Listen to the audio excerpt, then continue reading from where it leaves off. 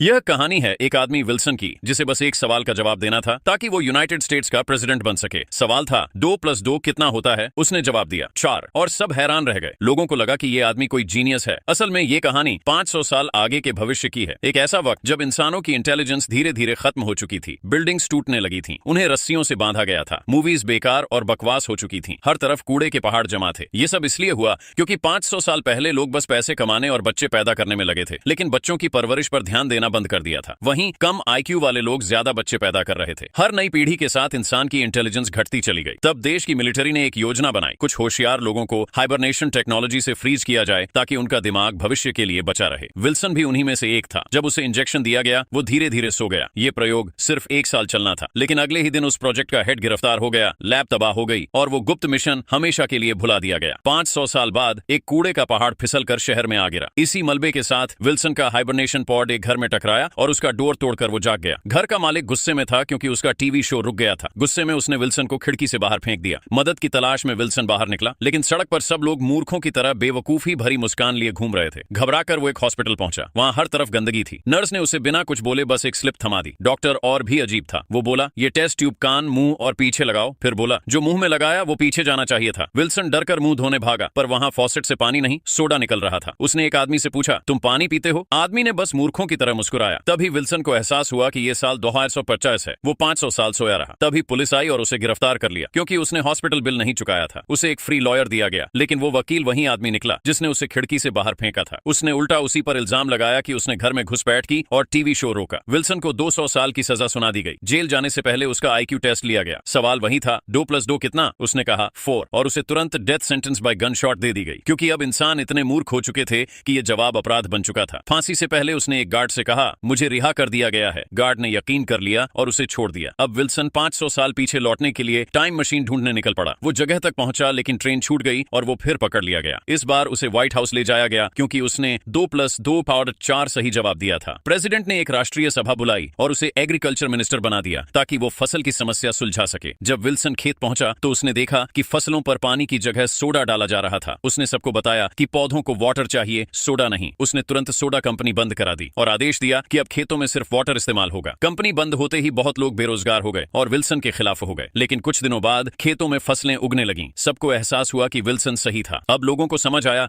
कि उसने इस दुनिया को नई जिंदगी दी है। विल्सन की इंटेलिजेंस का सम्मान किया गया और आखिरकार वो प्रेसिडेंट बन गया।